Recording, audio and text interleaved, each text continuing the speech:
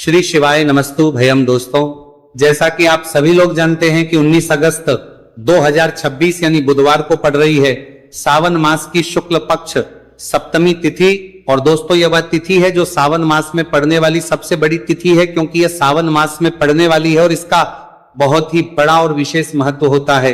पूज्य गुरु जी ने कहा है कि अगर कभी भी मौका लग जाए और सावन मास की सप्तमी तिथि बुधवार को पड़ जाए तो आप लोगों को 7 हरा दूर्वा का उपाय तो अवश्य ही करना चाहिए। इन दोनों का संयोग बहुत ही कम आता है। इसी के साथ में गुरु जी ने अपनी शिव पुराण कथा में बताया है कि इस दिन आपको 7 दुर्वा का उपाय तो आपको अवश्य ही करना चाहिए, क्योंकि ऐसा दिन पूरे साल में सिर्फ एक ही बार आता है। और दोस्तों, आप सभी लोग जानते हो कि बुधवार का अगर सबसे बड़ा उपाय है तो वह 7 हरा दुर्वा वाला उपाय है। तो दोस्तों, इस बुधवार सप्तमी तिथि के दिन आप लोगों को इस 7 हरा दुर्वा वाला उपाय को जरूर करना है। बहुत सारे लोग होंगे जिन लोगों ने इस उपाय को ना किया हो, मतलब पूरा साल निकल गया, उन्होंने किसी भी दिन इस 7 हरा दूर्वा वाला उपाय को ना किया हो। पर दोस्तों, आपके पास एक आखिरी मौका बचा हुआ है जो कि 19 अगस्त के दिन है। तो इस दिन आप लोगों को इस वाले उपाय को जरूर कर लेना। भले ही आपने पूरे महीने भर इस उपाय को ना किया हो, पर अगर आपने इस सावन मास के बुधवार सप्तमी तिथि के दिन अगर इस वाले उपाय को कर लिया तो आपको इस उपाय को करने का वह फल मिलेगा जिसकी आपने कभी कल्पना भी नहीं करी होगी। इसीलिए आप लोग इस वाले उपाय को एक बार जरूर कर लेना है, ताकि आप लोगों के हाथ से यह मौका ना जा सके और आपको इस उपाय को करने का फल मिल सके। दोस्तों, यह उपाय पंडित जी ने अपनी अभी ही शिव महापुराण की कथा में बताया है, जिस उपाय को आज हम आपको बहुत अच्छे से समझाने वाले हैं। इस वीडियो को देखने के बाद इस उपाय को समझने के लिए आपको कोई और वीडियो को देखने की जरूरत नहीं पड़ेगी। तो चलिए दोस्तों, उपाय को शुरू करते हैं। देखिए, ये इस सावन मास के बुधवार सप्तमी तिथि के दिन ये इतना खास होता है, इतना महत्वपूर्ण होता है। देखा गया है कभी कभी बड़े बड़े पूजा पाठ अनुष्ठान से जो मनोकामना पूर्ण नहीं होते, वह सावन मास के बुधवार सप्तमी तिथि के दिन एक छोटे से उपाय करने से ही आपकी मनोकामना पूर्ण हो जाती है। और बहुत सारे लोगों ने इस उपाय को किया भी है और उनको इस उपाय को करने का फल भी जरूर मिला है।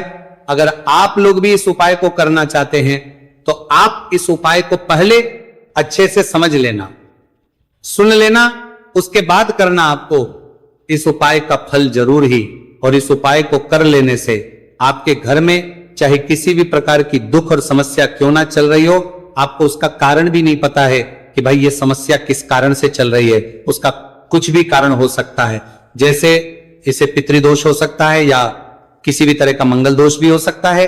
तो इस दिन आप लोगों को यह वाला उपाय कर लेना है। यह एक ऐसा उपाय है जिस उपाय को अगर किसी विशेष दिन पर किया जाए तो भाई उस विशेष दिन का जो है वो तो मिलता ही मिलता है। पर हमने उस दिन पर इस उपाय को किया है तो हमें उससे भी बड़ा फल मिलता है, और फल बहुत जल्दी मिलता है, क्योंकि आप इस उपाय को बहुत ही बड़े और विशेष दिन पर कर रहे हो। तो चलिए अब उपाय के बारे में बात करते हैं, लेकिन उससे पहले आप लोगों को यह जानना आवश्यक है कि आखिर यह उपाय किस समय करना है, किसको करना है और कैसे करना है।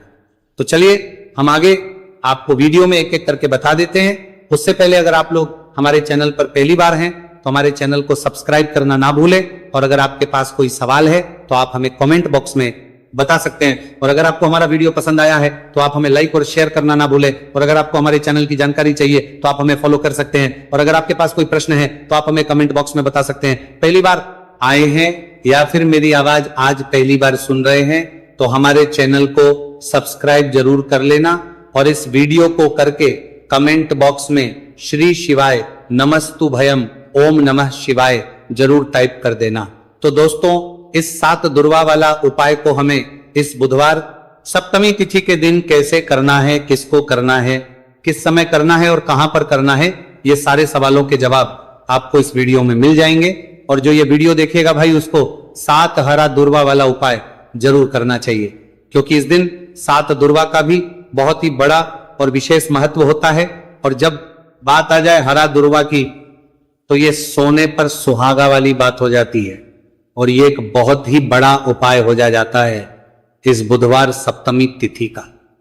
तो अब दोस्तों, इस 7 हरा दुर्वा वाला उपाय को आखिर करना किसको है, सबसे पहले हम लोग वो बात जान लेते हैं। तो देखो, घर की जो बड़ी माताएं बहनें होती हैं, उन माताओं बहनों में से कोई भी एक बड़ी माता बहन इस वाले उपाय को कर सकती हैं। और दोस्तों, अगर आप चाहें तो अपने घर में से सभी सदस्यों भी इस उपाय को करवा सकते हैं। अगर किसी व्यक्ति की खुद की कोई मनोकामना है, खुद की कोई दुख और परेशानी है जो कि वो अपने लिए ही करना चाहता है इस वाले उपाय को, तो वह खुद अपने लिए भी कर सकता है। बाकी अगर कोई घर में से ऐसा है जो कि अपने पूरे घर परिवार की सुख और शांति के लिए यह वाला उपाय करना चाहता है, तो भाई वो भी कर सकता है, उसमें भी कोई दिक्कत वाली बात नहीं है। कहने का मतलब यह है कि इस उपाय को हर सदस्य भी कर सकता है और पूरे घर परिवार के सदस्य के लिए घर की बड़ी माताओं बहनों में से कोई एक माता बहन भी कर सकती है। माताएं बहनें अगर घर में उपस्थित ना हो या वह ये वाला उपाय ना कर पा रही हो, तो फिर घर का कोई बड़ा सदस्य भी इस 7 हरा दूर्वा वाला उपाय को कर सकता है, चाहे फिर वह पुरुष ही क्यों ना हो, उसमें कोई भी दिक्कत वाली बात नहीं। अब दोस्तों, जो अगला प्रश्न निकल कर आता है वह ये आता है इसको लेकर कि आखिर इस उपाय को हमें किस समय करना है, सुबह के समय करना है कि शाम के समय करना है। तो देखो, इस वाले उपाय को आप लोग सुबह के समय भी कर सकते हो और शाम के समय प्रदोष काल में भी कर सकते हो।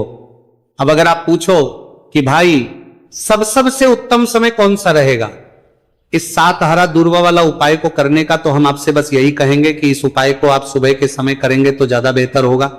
बाकी अगर प्रदोष काल के समय भी करेंगे तो भी अच्छा होगा, उसमें कोई भी दिक्कत वाली बात नहीं। तो अब दोस्तों, जो अगली सबसे बड़ी और महत्वपूर्ण बात आती है वह यह आती है कि सुबह अगर हम उपाय को करेंगे तो हमें कितने बजे से लेकर कितने बजे तक के बीच में करना है, और शाम के समय प्रदोष काल में करेंगे तो हमें कितने बजे से लेकर कितने बजे के बीच में करना है। तो देखो, सुबह जितनी जल्दी हो सके आप उपाय को करने की कोशिश करना। बाकी अगर कारणवश लेट भी हो जाओ, थोड़ी देर भी हो जाए, तो 10 या 11 बजे तक भी आप उपाय कर लेना, पर 12 बजे से ज्यादा देरी ना हो। ठीक है, इस बात का ध्यान रखना। उसके बाद में दोस्तों, अगर शाम के समय प्रदोष काल की बात करें, प्रदोष काल का जो समय है होता है वो शाम के 6 बजे से शुरू हो जाता है। मतलब शाम के 6 बजे से लेकर शाम के 6 बजे से रात के 8 बजे के बीच का जो समय होता है, यह समय प्रदोष काल का समय होता है। तो इस उपाय को 7 या 8 बजे के बीच में भी कर सकते हो, मैं आप कभी भी इस वाले उपाय को कर सकते हो, उसमें कोई भी दिक्कत वाली बात नहीं है।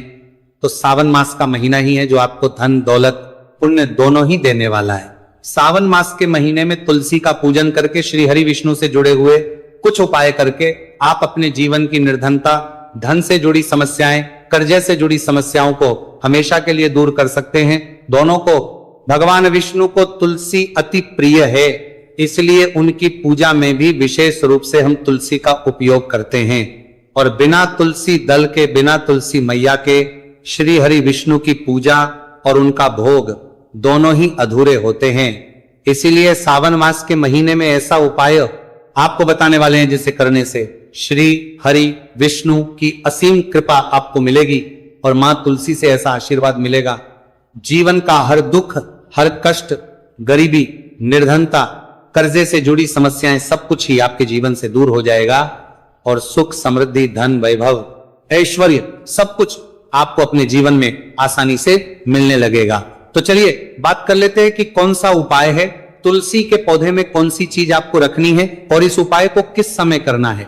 देखिए, सबसे पहले तो आपको बता दे कि अगर आपके घर में तुलसी का पौधा नहीं है तो सावन मास के महीने में एक तुलसी का पौधा अपने घर में लाकर जरूर लगाए, क्योंकि सावन मास के महीने में जो लोग अपने घर में तुलसी जी का पौधा लाकर लगाते हैं, मां तुलसी का पूजन करते हैं, कभी भी मां तुलसी उनके घर में निर्धनता नहीं रुकने देती, हमेशा उनके घर में धन की वृद्धि होती है, धन की वर्षा होती है। तो जरूर से तुलसी का पौधा आप सावन मास के महीने में अपने घर जरूर लेकर आए और अच्छे से आपको मां तुलसी का पूजन करना है, मां तुलसी के पौधे की देखभाल करनी है। और वह कौन चीज है जो आपको तुलसी के पौधे में सावन मास के महीने 19 अगस्त बुधवार सप्तमी तिथि में रखना है, और कैसे ये चीज रखते ही रातों रात आपके जीवन में चमत्कार होगा और आपके भाग्य का भी आपको साथ मिलेगा। तो देखिए, इस वीडियो में जितने भी उपाय हम आपको बताएंगे सभी उपाय सरल है।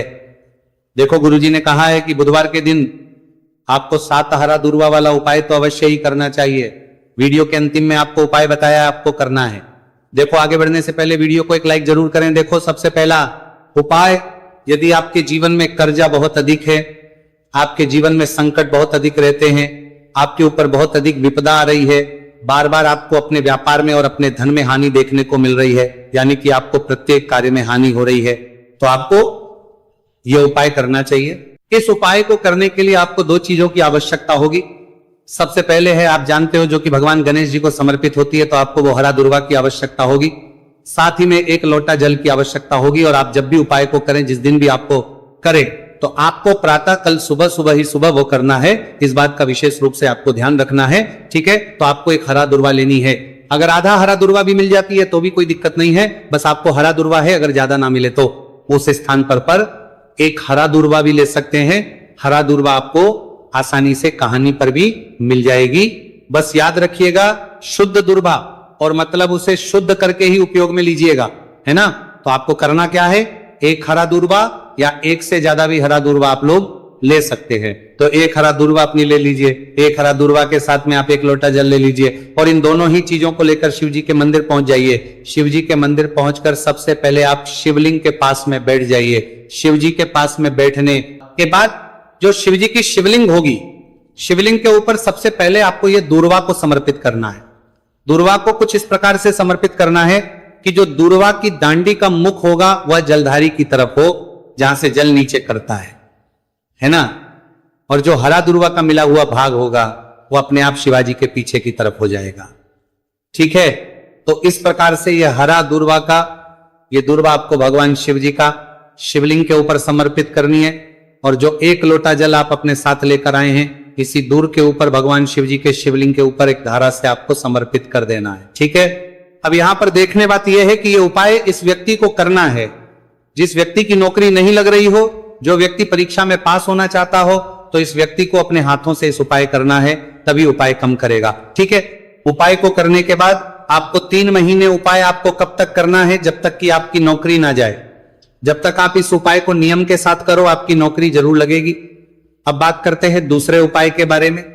तो देखिए, दूसरे उपाय जो है, देखिए, इस उपाय के लिए आपको मात्र 1 लौंग का जोड़ा लेना है, यानी कि 2 फूल वाली लौंग लेनी है। साथ में आपको मात्र थोड़ा सा शहद लेना होगा, और इसी के साथ में आपको तांबे के पात्र अंदर शुद्ध जल लेना होगा।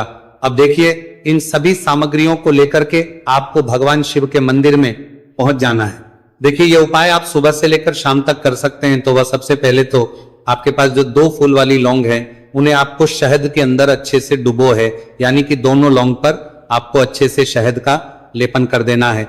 अब आपको जो आपके पास एक लोटा जल है, सबसे पहले तो उसे शिवलिंग पर धीरे धीरे समर्पित करना है, और श्री शिवाय नमस्तु भयम इसका जाप करते हुए समर्पित कर देना है।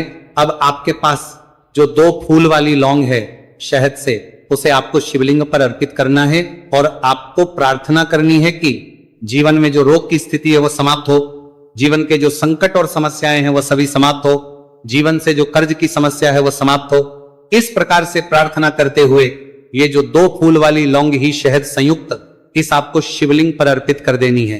आपकी जो भी समस्या होगी इस बुधवार के दिन अवश्य ही समाप्त हो जाएगी। तो इस प्रकार से आपको पहला उपाय करना है। अब हम बात कर लेते हैं दूसरे उपाय के बारे में। देखिए, यह उपाय आपके लिए सर्वश्रेष्ठ होने वाला है। देखिए, इस उपाय के लिए आपको चाहिए होंगे 5 हरा मूंग के दाने, और मूंग के दाने कहीं से भी खंडित नहीं होने चाहिए, इस बात का ध्यान रखें। और इसी के साथ में आपको एक तांबे के पात्र के अंदर अपने घर से शुद्ध जल 1 लोटा जल ले लेना है। अब दोस्तों, इन सभी सामग्रियों को लेकर के आपको सीधे पहुंच जाना है भगवान शिव के मंदिर में। देखिए, इस उपाय को भी आप सुबह भी कर सकते हैं और शाम के समय में भी कर सकते हैं। देखिए, भगवान शिव के मंदिर में पहुंचने के बाद आपके पास जो 5 हरे मूंग हैं, उनमें से पहला जो हरा मूंग है, आपको शिवलिंग के सामने जो नंदी महाराज होते हैं और उनका जो पैर उठा हुआ होता है, वहां पर आपको पहला हरा मूंग समर्पित करते हैं, और आपको श्री शिवाय नमस्तु भयम इसका जाप कर लेना है। फिर आपको दूसरा हरा मूंग लेना है, और शिवलिंग पर जो श्री गणेश जी वाला स्थान होता है, वहां पर आपको यह दूसरा हरा मूंग समर्पित कर देना है, यानी कि शिवलिंग के सीधे तरफ आपको यह दूसरा हरा मूंग समर्पित करना है।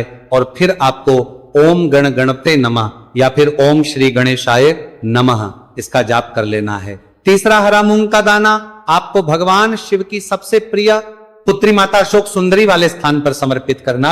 शिवलिंग की जो जलाधारी होती है, जहां से जल बह करके आता है, उसी जलाधारी के बीच में जो कहीं कहीं उठी हुई लाइन होती है सांप की आकृति के रूप में, वहीं पर आपको तीसरा हरा मूंग समर्पित करना है और फिर आपको ओम नमः शिवाय इसका जाप कर लेना है। अब दोस्तों चौथा जो हरा मूंग है उसे आपको भगवान कार्तिकेय जी का जो स्थान होता है शिवलिंग पर, वहां पर आपको ये चौथा हरा मूंग का दाना समर्पित कर देना है और आप ओम नमः शिवाय इसका जाप कर लेना है। अब दोस्तों आपके पास जो पांचवा और अंतिम हरा मूंग बचा हुआ है उससे आपको उससे जल के पात्र के अंदर डाल देना है और इस हरे मूंग से युक्त जल से आपको भगवान शिव के शिवलिंग का अभिषेक कर देना है। जल आपको बिल्कुल धीरे धीरे समर्पित करते जाना है और लगातार आपको शिव महापुराण के मूल श्री शिवाय नमस्तु भयम इसका जाप करते रहना है। फिर आपको शिवलिंग के आगे बैठकर, यदि आप अपने बच्चों के लिए ये उपाय कर रहे हैं, यदि आप अपने बच्चों की बुद्धि ज्ञान और विवेक के लिए उपाय कर रहे हैं तो उसके लिए आपको प्रार्थना कर लेनी है, या फिर व्यापार में वृद्धि करने के लिए ये उपाय कर रहे हैं तो उसकी कामना करते हुए आपको प्रार्थना कर लेनी है, या फिर अपनी नौकरी के लिए कर रहे हैं, या फिर अपने इंटरव्यू के लिए, या फिर धन की प्राप्ति के लिए कर रहे हैं। जिस भी कामना के लिए आप उपाय कर रहे हैं उसे परिपूर्ण करने के आपको महादेव से प्रार्थना कर लेनी है और फिर आपको वापस अपने घर आ जाना है। पूज्य गुरु जी ने कहा है कि जो भी व्यक्ति इस उपाय को कर लेता है तो यकीन मानिए आपके जीवन की जो सारे संकट, कष्ट और बाधाएं वह सभी समाप्त होंगे। अब हम बात करते हैं अगले उपाय की। इस उपाय के लिए आपको एक दीपक लेना है। दीपक आप मिट्टी का भी ले सकते हैं और शुद्ध आटा मढ़कर उसका दीपक भी आप तैयार कर सकते हैं। अंदर गोलबाती का प्रयोग करना है और दीपक के अंदर आपको शुद्ध घी का प्रयोग करना है। इसी के साथ में आपको मात्र एक फूल वाली लौंग लेनी होगी। अब ये एक दीपक और एक फूल वाली लौंग लेकर के सीधा आपको पहुंचना होगा बरगद के वृक्ष के। वहां पर देखिए सबसे पहले तो आपके पास जो एक फूल वाली लौंग है उससे आपको बरगद के वृक्ष की जड़ में समर्पित करना है। देखिए अगर आपके जीवन में कोई भी बड़ा संकट आने वाला है, कोई बड़ा कष्ट आने वाला, तो वह इस उपाय के माध्यम से दूर होने वाला है। महादेव की विशेष कृपा रहेगी कि जो भी संकट आपके जीवन में आने वाला होगा वह भी दूर हो जाएगा। तो आपको एक लौंग समर्पित करनी है बरगद के वृक्ष की जड़ में और वहीं पर आपको जो है गोल बाती वाला दीपक जो आप लेकर के गए हैं उससे भी वहां पर प्रज्वलित कर देना है। वटकेश्वर महादेव का स्मरण करते हुए देखिए जब भी आपको जीवन में इस साल लगने लगे कि आपके जीवन में कुछ भी अच्छा नहीं चल रहा है तब भी आपको इस उपाय करना है। तो इस प्रकार से आपको यह उपाय करना है। अब हम जान लेते हैं चौथे विशेष उपाय के बारे में। देखें यदि आपके विवाह में, शादी में कोई भी समस्या आ रही है, यदि आपका जो कर्ज है वो दिन पर दिन बढ़ते ही जा रहा है, तो आपको यह चमत्कारी उपाय करना चाहिए। कोई भी समस्या अगर जीवन में है तो उसे दूर करने के लिए आपको इस उपाय करना चाहिए। मंगल दोष से जुड़ी हुई समस्या भी है तब आपको यह उपाय करना चाहिए। देखिए इस उपाय के लिए आपको एक तांबे के पात्र के अंदर अपने घर से शुद्ध जल लेना है और इसी के साथ में आपको एक चुटकी लाल चंदन लेना होगा। अब आपको क्या करना है कि जो लाल चंदन आपने लिया है उसे आपको उससे जल के पात्र के अंदर डाल देना है और ये जल जो है आपको लाल चंदन से युक्त तैयार कर लेना है और ये लाल चंदन से युक्त जल आपको भगवान शिव के मंदिर में लेकर के पहुंचना है। लेकिन उपाय भी आप सुबह से लेकर के शाम तक कर सकते हैं। अब दोस्तों ये जो लाल चंदन से युक्त जल है इससे आपको भगवान शिव के शिवलिंग पर धीरे धीरे अर्पित कर देना है और आपको लगातार श्री शिवाय नमस्तु भयम इसका जाप करते रहना है। देखिए यदि आपके जीवन में विवाह से जुड़ी समस्या चल रही है तो आपको मंगलेश्वर महादेव का स्मरण करना है और जीवन में अधिक कर्ज की समस्या है तो आपको आर्यन मुक्तेश्वर महादेव का स्मरण करना है। देखना एक दिन आपकी सब तरह की समस्या जल्दी ही समाप्त हो जाएगी। तो इस प्रकार से आपको ये चौथा उपाय करना है। अब हम जान लेते हैं